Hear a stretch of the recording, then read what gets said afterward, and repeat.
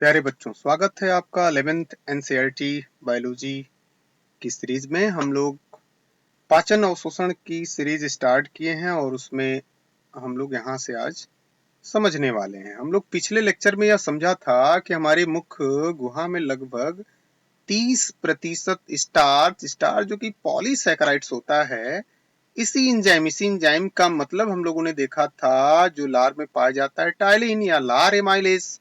ठीक है, इस एंजाइम की सक्रियता के कारण यानी कि उसका पीएच भी हम लोगों ने देखा कितना 6.8। ठीक है, से द्यू शर्करा माल्टोज में अपघटित यानी कि टूट जाती थी। ठीक है, मतलब हम कह सकते हैं हमारे मुख गुहा में 30% स्टार्च डाइजेस्ट हो जाता है। किसकी उपस्थिति में? तो लार एमाइलेज की उपस्थिति में या टाइलिन की उपस्थिति में। ठीक है, यानी कि हमारे लार में कौन सी एंजाइम पाई जाती है ये पूछा जाता है तो हम लोग क्या बताएंगे? लार एमाइलेज या टाइलिन। ठीक है, अब यहाँ पे हम लोगों ने यह समझा था कि लाइसोजाइम भी होता है दूसरा एंजाइम जो कि जीवाणुओं के संक्रमण को रोकता है। ठीक है, अब यहाँ पे एक जो रिएक्शन भी हम लोगों ने जाना था कि स्टार जो कि पॉलीसेकेराइड्स होता है, लार एमाइलेज यानी कि पीएच इसका 6.8 की उपस्थिति में माल्टोज में यह टूट जाता है। माल्टोज यानी कि वही डाइसेकेराइड्स में, यह पॉलीसेकेराइड से टूटता है किसमें? डाइसेकेराइड्स में। आप फील किए होंगे कि जब हम लोग ऐसे रोटी या ब्रेड का टुकड़ा अपने मुंह में ले करके बिना किसी माध्यम का उसको लेकर के चबाते हैं, जब वो लार से मिलता है तो ध्यान दीजिएगा शुरू में हमको अच्छा नहीं लगता है। छोटे बच्चे ऐसा ही करते हैं, खूब चबाते हैं, चबाने के बाद वो मीठा मीठा लगने लगता है। तो कारण वही है कि जो वह सैकराइड्स था ना, उसका एक रूप चेंज हो जाता है और वो डाइसैकराइड्स में कन्वर्ट हो जाता है। तो यहाँ जो माल्टोज मिल रहा है वो डाइसैकराइड्स में है। ठीक है, चलिए आगे देखते हैं आगे क्या लिख रखा है। तो कह रहा है कि आमाशय की यानी अब वही भोजन अब कहाँ पहुंच गया? तो हमारे भोजन यानी कि अब हम लोग बोलस कहेंगे। बोलस कहाँ पहुंचा? तो बोलस पहुंच गया हमारे आमाशय में। कहाँ से होता हुआ? ये हम लोग फिगर में भी समझ सकते हैं, हमारे माउथ से होता हुआ, ओइसोफेगस से आता हुआ यहाँ सीधा पहुंच जाता है। कहाँ पे? हमारे आमाशय माने इसमें, स्टोमच में, आमाशय में, यहाँ पे आमाशय इसमें आ गया। हम लोगों ने यहाँ समझा था एक यहाँ वन वे रास्ता होता है। ठीक है ना, और यानी कि स्फिंक्टर्स कहते हैं जब भोजन, यानी कि हम लोग यहाँ बोलस बोलते हैं। बोलस, बोलस किसे कहते हैं ये आपको पता हो जाना चाहिए कि जब भोजन मैस्टिकेट हो करके उसमें केमिकल यानी कि एंजाइम्स उसमें पूरी तरह से मिल जाता है तो भोजन के पार्टिकल एक दूसरे में क्या हो जाते हैं? चिपक जाते हैं। इसको हम लोग बोलस बोलते हैं। ठीक है, वह बोलस हमारे ओइसोफेगस यानी कि इस वाले पाइप से होती हुई, ये वाली जिसे हम लोग ओइसोफेगस कहते हैं, ठीक है ना, इससे होती हुई सीधा आती है अमाशय में। अमाशय में आने के बाद यहाँ पे कोई एक स्फिंक्टर्स होता है जिसकी चर्चा मैंने किया था और कई बार बहुत सारे कंपटीशन में भी ये पूछ लेता है, यहाँ तक कि एटलीस्ट टीजीटी पीजीटी वगैरह में भी ये पूछता है। तो ध्यान रखिएगा प्यारे बच्चों, यहाँ आप समझिएगा, यहाँ पे एक स्फिंक्टर्स होता है और उसे हम लोग एक शॉर्ट शब्दों में LOS भी कह सकते हैं। अब आप कहोगे LOS क्या है, तो इसे हम लोग कह सकते हैं लोअर, LOWER, लोअर, और ये है लोअर ओइसोफिजियल, ओइसोफिजियल, और ये है स्फिंक्टर, स्फिंक्टर, स्फिंक्टर। ठीक है, यानी कि यहाँ पे एक LOS यानी कि लोअर ओइसोफिजियल स्फिंक्टर यानी कि एक अवरोधनी होती है जो बोलस आमाशय में आ जाता है, उसको ऊपर जाने से रोक देती है। मतलब यह एक वन वे रास्ता प्रदान कर रही है। ठीक है, तो फिर हम लोग यहाँ पे इस चीज को समझ लें। यहाँ क्या लिख रहा है कि भोजन अब कहाँ आ गया? तो हमारे आमाशय में। अब आमाशय में आया माने हमारे इस आमाशय में आ गया। चलिए ठीक है, अब जैसे ही भोजन हमारे आमाशय में आता है तो आमाशय की म्यूकोसा में, ये बात आपको ध्यान रखनी है, आमाशय की म्यूकोसा में। तो अब आमाशय की म्यूकोसा का क्या मतलब है?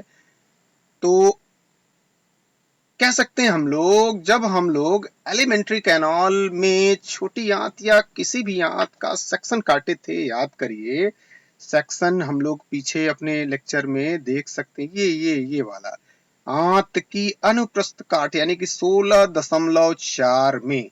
इसको जरा आप समझिए, हमने यहाँ आपको समझाया था कि जब आंत यानी कि एलिमेंट्री कैनाल में कहीं भी किसी भी जगह से हम लोग क्या काटते हैं, अनुप्रस्थ काट काटते हैं, तो इस तरह की संरचना हमें दिख रही थी। देखिए कैसी, ऐसी काटने पर, ठीक है। अब इसी में यानी कि आमाशय भी में ये देखने को मिलेगा, ठीक है। इसका जो पहला भाग होता है ये ऊपर वाला, जिसे कहा गया सिरोसा। सिरोसा यहाँ देखो अभी तक लिखा हुआ है। फिर इसके बाद ये दो लेयर है, एक ये वाली लेयर जो ग्रीन से मैं दिखा रहा हूं और ये वाली लेयर, ये दोनों पेशी युक्त लेयर होती हैं। एक जो ये बाहर वाली है जिसे हम लोग भीतरी वर्तुल पेशी कहेंगे, और ये है बाहरी अनुदैर्ध्य पेशी, ठीक है। तो यह एक तरह से मस्कुलर है। ये दोनों को मिलाकर के यहाँ पे हमने कहा था मस्कुलेरिस, यानी कि 4 स्तर होते हैं। पहला सिरोसा, मस्कुलेरिस, फिर इसके नीचे वाले पार्ट्स यानी कि इसको हमने कहा था सब म्यूकोसा, और जैसे ही सब म्यूकोसा के अंदर हम लोग यहाँ जाते हैं तो हो जाती है आपकी म्यूकोसा। तो प्यारे बच्चों ठीक इसी की बात कर रहा है कि हमारे आमाशय की म्यूकोसा में, ठीक है। तो म्यूकोसा मतलब यहाँ पे, ठीक है। अब क्या होने वाला है, तो चलिए हम लोग और आगे बढ़ के देख लेते हैं कि इस म्यूकोसा यानी कि अभी हमने देखा, ठीक है, हमने देख लिया में जठर ग्रंथियां होती हैं। मतलब उसी लेयर के अंदर जब उसका सेक्शन काटा गया तो 3 सेक्शन के बाद जो चौथा लेयर होती है और उसके बीच में क्या होता है, ल्यूमेन होता है। ल्यूमेन यानी कि ये खाली स्थान, ठीक है, जहां पे अवशोषित पार्ट्स को आ जाना होता है, ठीक है। तो वह लेयर यानी कि ल्यूमेन के ऊपर होता है आपका, क्या होता है, यह म्यूकोसा, ठीक है।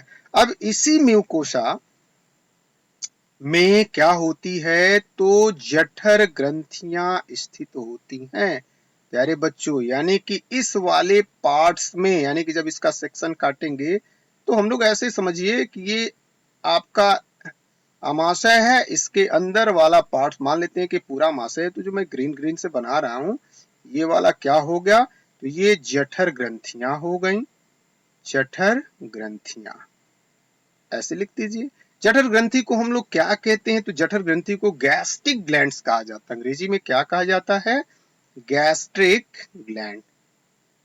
गैस्ट्रिक ग्लैंड कहते हैं, यानी कि जठर ग्रंथियां स्थित होती हैं, ठीक है। यहां तक हम लोगों ने समझा।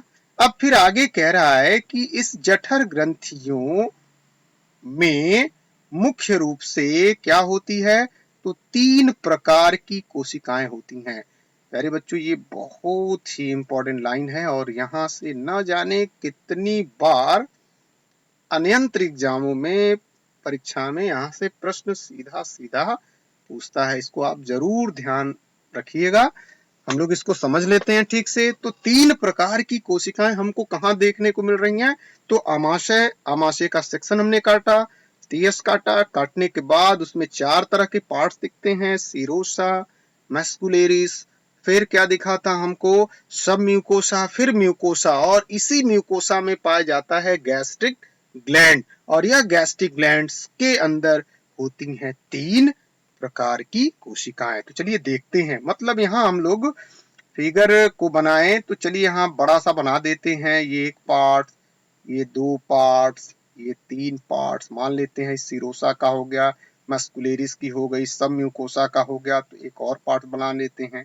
ये वाली हो जाएगा म्यूकोसा, ठीक है, म्यूकोसा। और इसी म्यूकोसा में कितनी तरह की कोशिकाएं, तो कह रहा है कि इसी म्यूकोसा में 3 तरह की कोशिकाएं देखने को मिलती हैं। ध्यान रखिएगा ये जो इसका बीच वाला भाग है ना, उसको हम लोग क्या कहते हैं, तो उसको हम लोग ल्यूमेन बोलते हैं, यानी कि एक खाली स्थान है इससे, इसके बीच वाला, ठीक है। ये हम लोग मान लें ये म्यूकोसा है, और ये वाली संरचना क्या है, ल्यूमेन है, ठीक है।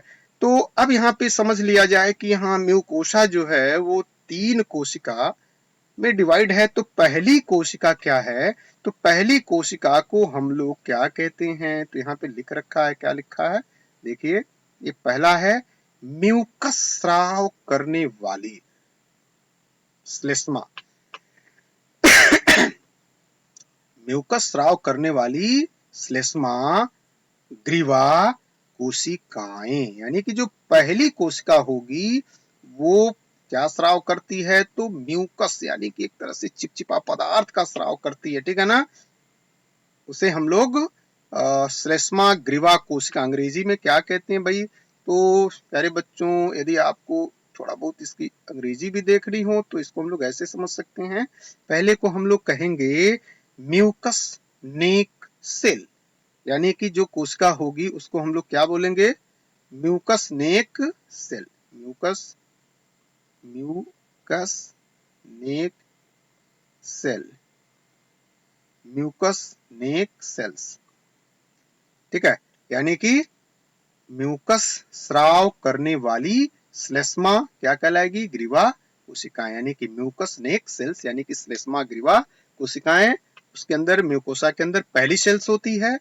दूसरी सेल्स को देखिए क्या कह रहा है, तो दूसरी सेल्स होती है पेप्टिक या मुख्य कोशिकाएं, यानी कि मेन सेल या पेप्टिक सेल, जो प्रो एंजाइम, याद रखना है हमें, प्रो एंजाइम पेप्सिनोजन का स्राव करती है। ये कहाँ सारी घटनाएं हो रही हैं, तो हमारे आमाशय में हो रही है यार, हम लोग के पेट में, ठीक है, स्राव करती हैं, ठीक है। तो चलिए इस दूसरे को भी हम लोग बाहर लिख लें।